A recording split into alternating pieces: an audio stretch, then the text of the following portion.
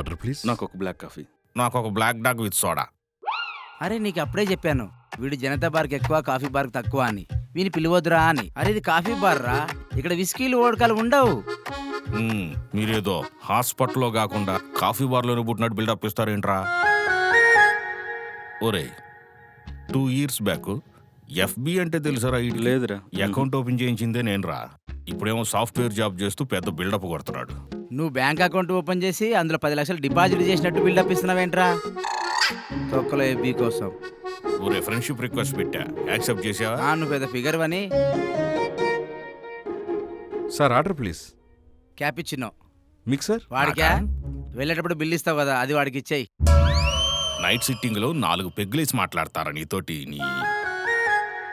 ఇదిగో బాస్, మా వాడు చాలా హాట్గా ఉన్నాడు, కోల్డ్ కాఫీ పట్టరా? ఓకేనా? మీరు వెళ్ళండి. అరే ఏంద్రా మీరు మీ గొడవలు ఎక్కడున్నాయో ఏంటో ఆలోచించకుండా.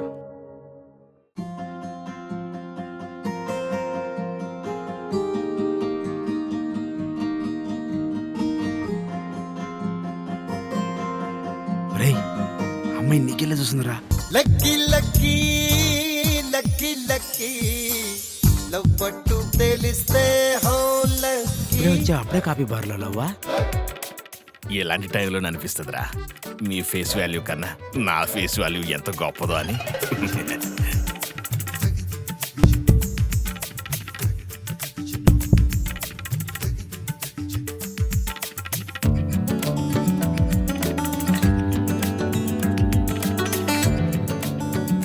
హాయ్. వీడు నచ్చాడు, వీడు బాగున్నాడు, వీడే నా గుండె, నా లవ్వు, నా కొవ్వు అని కమిట్ అవ్వకండి. పొరపాటున కమిట్ అయ్యారో ఇక మీ జీవితంలో జనవరి మాసం మనసు కూర్చే సమయాలు ఉండవు. ఇది జనతా బారులో మందులో మంచు ముక్కేసుకొని ఏ అర్ధరాత్రిలో తాగొచ్చి ఇంట్లో పడితే అప్పుడు మీరు పాత సినిమాలో హీరోయిన్ లాగా వాడి బూట్లు తీసి దుప్పటి కప్పి దుఃఖించడం తప్ప ఏమీ ఉండదు. నేను మీ ఫ్యూచర్ ముందే చెప్తున్నాను, వినకపోతే మీ కర్మ. చెత్త కుప్పలో ఎంగిలి మెతుకులు ఎత్తుకునే ఎదవా, సాయంత్రం ఫుల్ బాటిల్ తాగి నీ పని చెప్తానురా, చొక్కలు చూపిస్తా.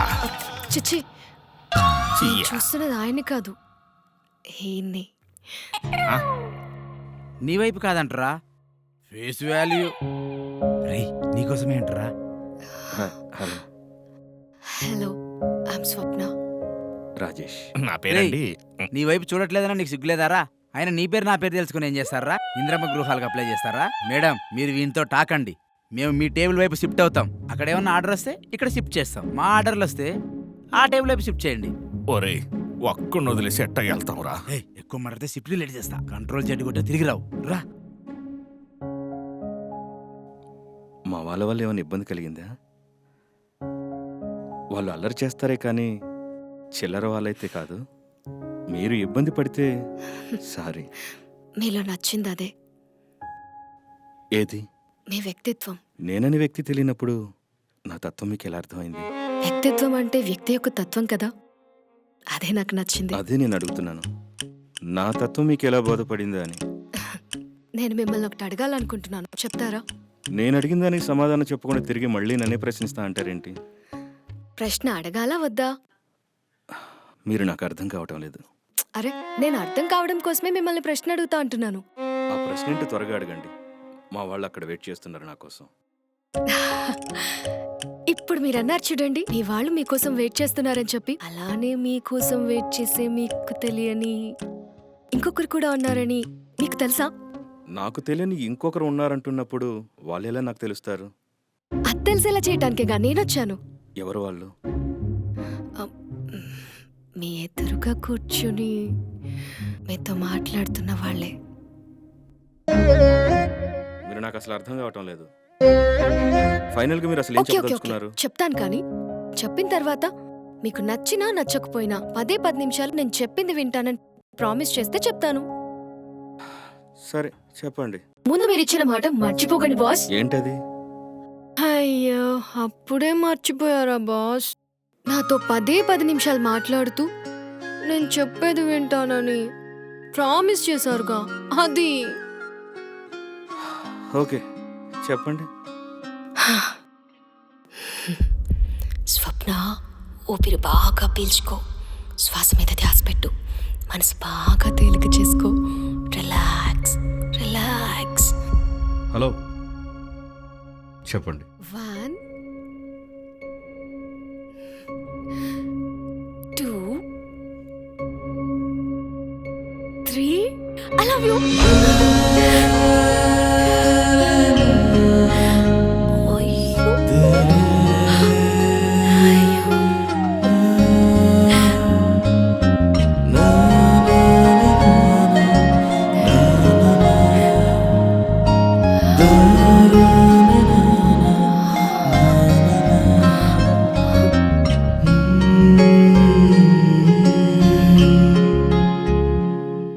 మీరేం చెప్తున్నారో నాకు అర్థం కావటం లేదు.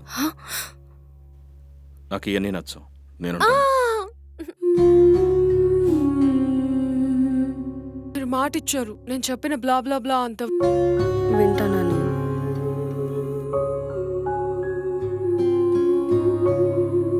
మీరెంత మాట్లాడినా మీరంటే నాకు ఇంట్రెస్ట్ లేనప్పుడు ఎంత మాట్లాడినా లాభం లేదు కదండి.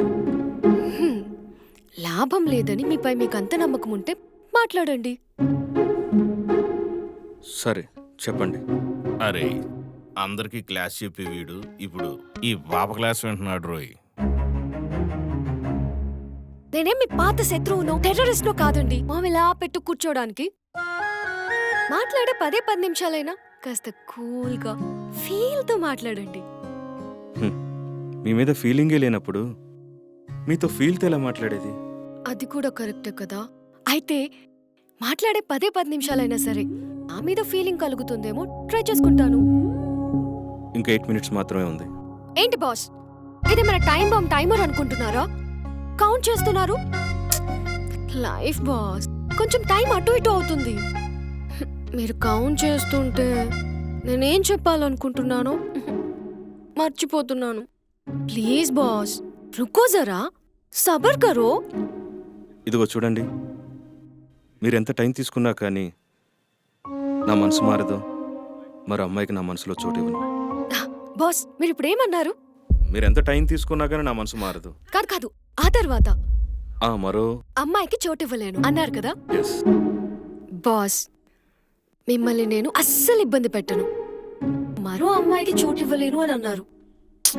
అంటే ఇప్పుడు నేను మరో అమ్మాయిని.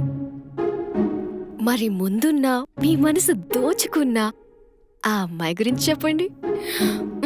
నాకు తెలుసు, నాకు ఇంకా 3 minutes టైం ఉందని చెప్పి ఇంకా మిమ్మల్ని అస్సలు ఇబ్బంది పెట్టను.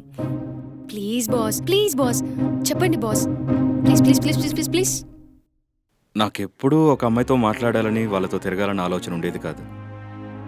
అలానే పెళ్లి చేసుకోవాలని ఆలోచన కూడా ఉండేది కాదు. నేను నా బుక్స్, ఒక ప్రొఫెసర్గా నా స్టూడెంట్స్కి నా పాఠాలతో, నా మాటలతో జీవితం అంటే ఏంటో తెలియజేస్తూ ఉండేవాడిని. అలాంటిది ఒకరోజు నా ఫేస్బుక్కి ఒక మెసేజ్ వచ్చింది. ఆ ఎఫ్బి అకౌంట్ పేరు నీ కోసమని. దానికి ప్రొఫైల్ పిక్ కూడా లేదు. అదిగాక ప్రొఫైల్కి లాక్ వేసింది. ఆ ప్రొఫైల్ నుండి నాకు ఒక మెసేజ్ వచ్చింది. ఆ మెసేజ్ ఓపెన్ చేసి చూశాను. ఆ మెసేజ్ అది మెసేజ్ కాదు, ఒక కవిత.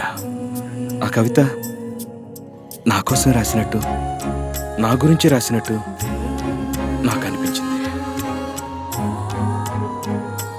అప్పటి వరకు నాతో నేను, నాకై నేనుండే నాలో ఆలోచిస్తుంటే ఆ అమ్మాయి గురించి ఆసక్తి పెరిగింది.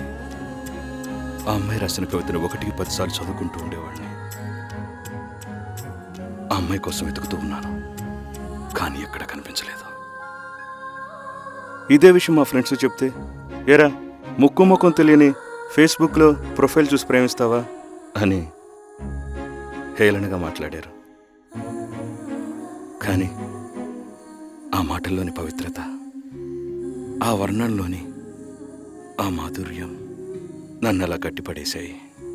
అప్పటినుంచి ఆమె జాడ కోసం ఎతుకుతూనే ఉన్నాను, కానీ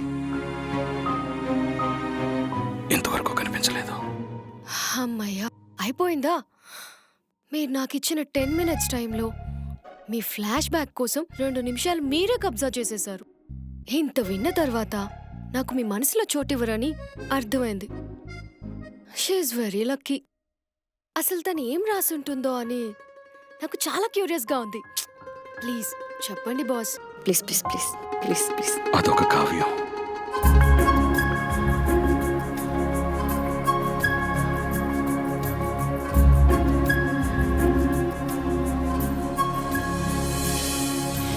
కోయిల ఎవరి కోసం కూసెను, తారలు ఎవరి కోసం మెరిసెను, కలువలు ఎవరి కోసం పూసెను, వెన్నెల ఎవరి కోసం కురిసెను. తెలియదులే మొన్నటి వరకు, నిన్ను చూసిన నిన్నటి వరకు, తెలిసెనులే తెలిసెనులే ఆ కోయిల నేనని.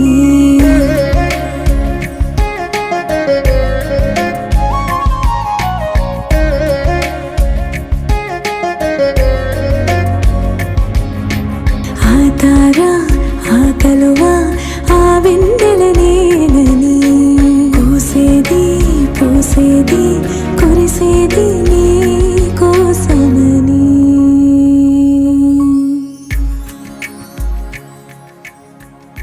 నన్నెరుగని నీకు నేనెరిగిన నిన్ను, నేనెలా నీకు చేరుకోవాలో తెలియని తరుణంలో ఈ అంతర్జాల ముఖ చిత్రము ద్వారా నా ఈ విన్నపాన్ని విన్నవించుకుంటున్నాను రాజేష్. ఇట్లు నీ బదులు కోసం ఎదురు చూసే మీ సారీ. ఆల్రెడీ మీకు ముందే చెప్పాను, ఒక అమ్మాయి నాతో ఇలా కవితలు రాస్తుందిరా అని మా ఫ్రెండ్స్ చెప్పారని. వాళ్ళే నిన్ను పంపించి వీడిని ప్రాంక్ చేయరని చెప్పుండొచ్చుగా. దీనికి మీరే అంటారు? బాస్ నేను మీకు పంపిన కవిత సారీ సారీ సారీ మీరు అనుకుంటున్న అమ్మాయి పంపిన కవిత గురించి మీ ఫ్రెండ్స్ కి చెప్పానంటున్నారు కదా, మరి ఆ కవితకి బదులుగా మీరు ఆ మెసెంజర్లో ఒక రిప్లై కూడా ఇచ్చారు, మళ్ళీ వెంటనే డిలీట్ చేశారు. అది మీకు తప్ప ఎవ్వరికి తెలీదు. మరి మీరు డిలీట్ చేసిన ఆ మెసేజ్ ఏంటో నేను చెప్తే ఆ పిల్ల నేనేనని నమ్ముతారా? అది నీకెలా తెలుసు? నేను పంపిన మెసేజ్ ఎప్పుడు చూస్తారా, ఎప్పుడెప్పుడు రిప్లై ఇస్తారా అని చెప్పి క్షణ క్షణం ఎదురు చూస్తుండేదాన్ని. సరే, నేను మెసేజ్ ఏం పెట్టాను? ఏం పెట్టారు బాస్ మీరు? 3 చుక్కలు పెట్టి క్వశ్చన్ మార్క్ పెట్టారు. అంత ఫీల్తో రాసి 1000 కళ్ళతో ఎదురు చూస్తుంటే వద్దులేండి, వద్దని చెప్పడం ఎందుకు. 2 కళ్ళతో ఎదురు చూస్తుంటే 3 చుక్కలు పెట్టి డిలీట్ చేశారు. మీరెందుకు ఆ తర్వాత మెసేజ్ ఏం పెట్టలేదు? నాకు నాన్న లేరు, చిన్నప్పుడే చనిపోయారు. అమ్మే నన్ను తమ్ముడిని చదివించింది. కాల్ సెంటర్లో పనిచేస్తున్నా. ఒకరోజు అమ్మకి క్యాన్సర్ ఫస్ట్ స్టేజ్ అని తెలిసింది. ఖర్చుతో కూడిన వైద్యం, అందుకే లీవ్స్ తీసుకోకుండా డబుల్ డ్యూటీస్ చేస్తున్నా. ఒక పక్క తమ్ముడు అమ్మని చూసుకుంటూ మళ్ళీ మీకు టచ్లోకి రాలేకపోయాను. ఎంతైనా అమ్మే కదా ముఖ్యం. సరే, ఇంకొక్క మాట అడుగుతాను, ఏమనుకోకపోతే. మీరు నన్నే ఇష్టపడటానికి కారణం?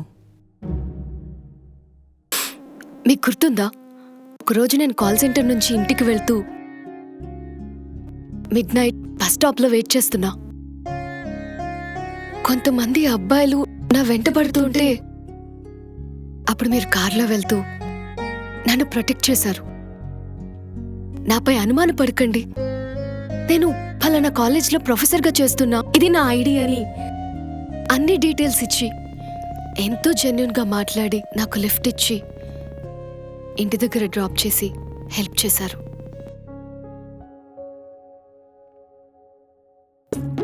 రే, ఆ రోజు నేను తాగున్నాన్రా, నన్ను ఇంటి దగ్గర దింపురా అంటే నోవే అన్నాడు.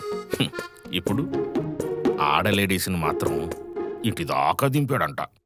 రేయ్, నువ్వు ఎక్కడ మంది ఆగావు? పటాన్ చెరువులో. మీళ్ళెక్కడా? రామోజీ ఫిలిం సిటీ దగ్గర. 87 కిలోమీటర్లు. దాన్ని డ్రాపింగ్ అన్నారు. మీ ఊరికి వచ్చిపోవడం అంటారు. అప్పుడు నా ఫేస్కి స్కార్ఫ్ ఉండడం వల్ల మీరు నన్ను చూడలేదు. ఎప్పుడైతే మీరు నాకు ప్రొటెక్షన్ ఇచ్చారో అప్పటి నుండి మిమ్మల్ని ఫాలో అవుతూ వచ్చాను. అలానే మీరు మీ గర్ల్ స్టూడెంట్స్తో ఉండే విధానం చూశాను, షాక్ అయిపోయాను. అవసరంలో ఉన్న వాళ్ళకి మీరు హెల్ప్ చేసే విధానం చూశాను. అప్పటి నుంచి మీరంటే గౌరవం, ఇష్టం, తెలియని అభిమానం కలిగాయి. ఇవన్నీ కలిస్తే ప్రేమ అంటారని నా మనసు కనిపించింది. మీరు చూపించిన ఐడి కార్డ్లోని డీటెయిల్స్తో ఎఫ్బీలో మీకు మెసేజ్ చేశాను, కవిత రాశాను. ఎక్స్క్యూజ్ మీ, నేను రోజు ఎంతోమందికి హెల్ప్ చేస్తూ ఉంటాను.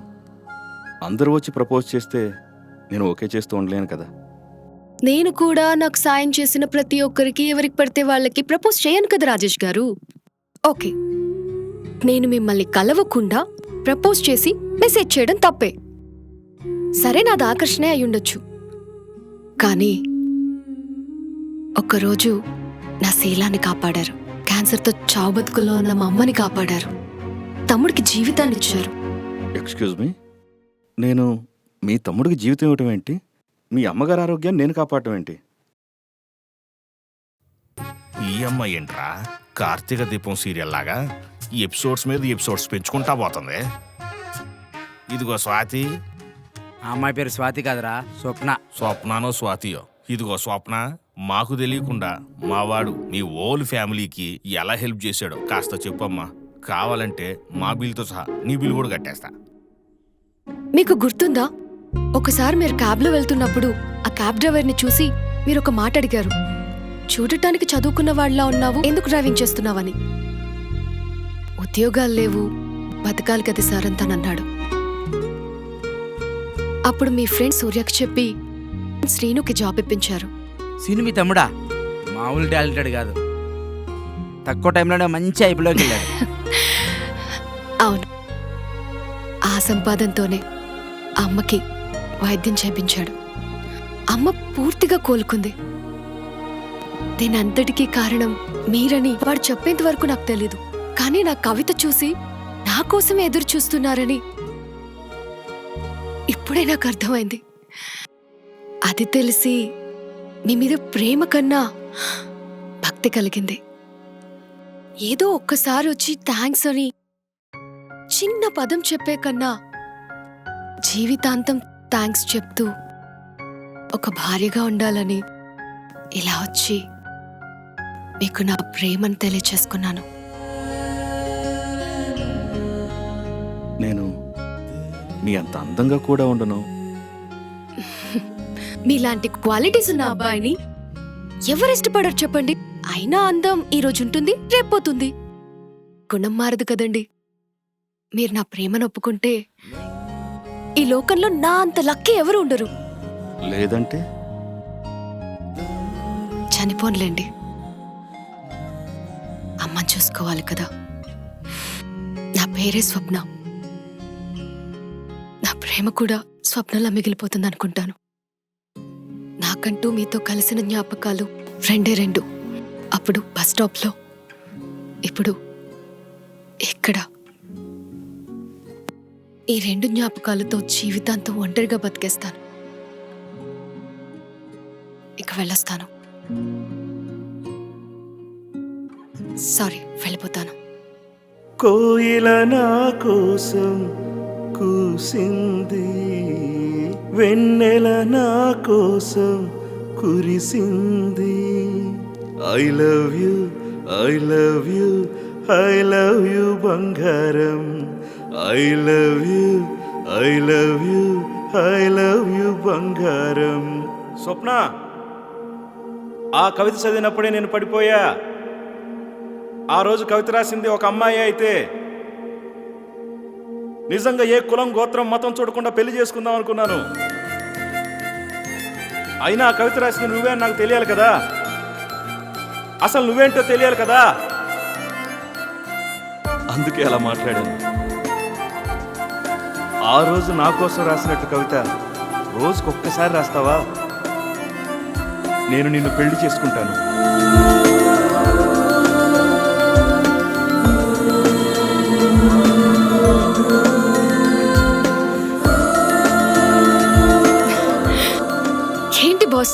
నీకోసం ఒక్క కవిత ఏంటి 100 కవితలైనా రాస్తాను. నేను రాయడం మొదలు పెడితే చదువుకోవడానికి 24 గంటలు కూడా సరిపోవు. ఓకేనా? రేయ్ ఏమో కవితలు చెప్పింది ఆడింటాడు. మనం మందు కొడదాం పద. హలో, బోలో బిల్లు కడతానన్నావు. ఎవడు బిల్లు? నా బిల్లు. నీ బిల్లు, వాడి బిల్లు, లైఫ్ లాంగ్ బిల్లు కట్టి బిల్ గేట్స్ వాడే కట్టించుకో బిల్లు.